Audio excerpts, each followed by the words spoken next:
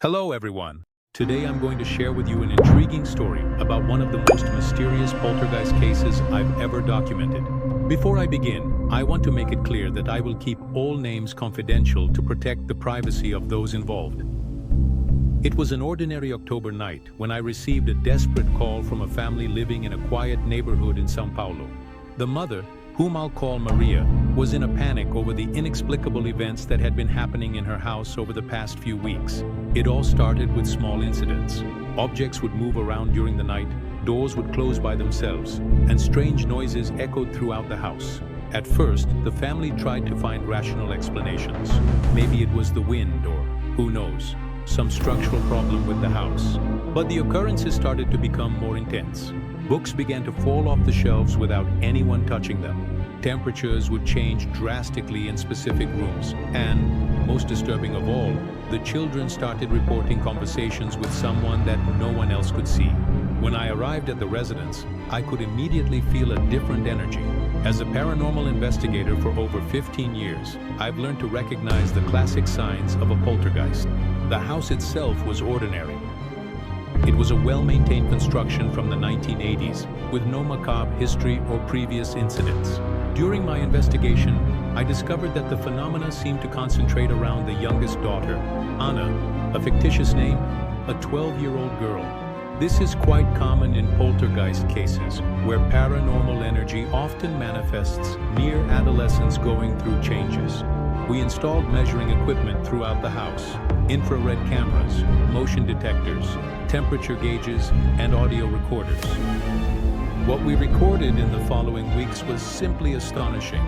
The recordings showed objects moving without any physical interference, inexplicable temperature fluctuations, and, most surprisingly, voices captured in EVP that did not belong to any of the residents. But what really caught my attention was the pattern of the manifestations. They always happened during moments of heightened emotional stress in the family, especially when there were arguments or tension. This led me to an interesting conclusion. The poltergeists seemed to be closely linked to the family dynamic. Working together with a psychologist specialized in paranormal cases, we began to help the family deal with unresolved conflicts and emotional tensions. As the family environment became more harmonious, the manifestations gradually began to subside. It's fascinating how many poltergeist cases have this connection with repressed emotional energy.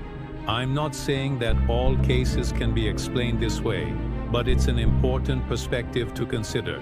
After 3 months of follow-up, the manifestations stopped completely. The family learned energy harmonization techniques, and young Anna began practicing meditation, which greatly helped her control the energy around her.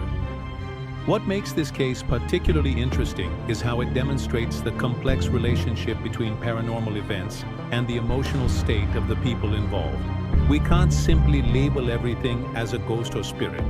Sometimes, these are manifestations of energy that we don't always fully understand. This experience taught me a lot about how to approach poltergeist cases. It's essential to maintain a balance between scientific investigation and emotional sensitivity. Each case is unique and requires a personalized approach.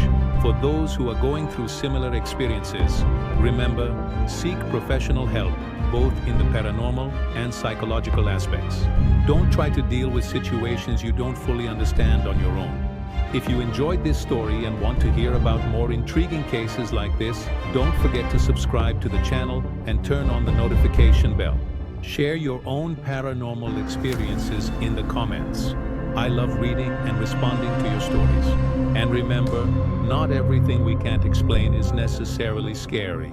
Sometimes they're just manifestations of energy that we need to understand better. Thank you so much for watching until now. See you in the next video with more fascinating stories from the paranormal world. Stay safe and protected.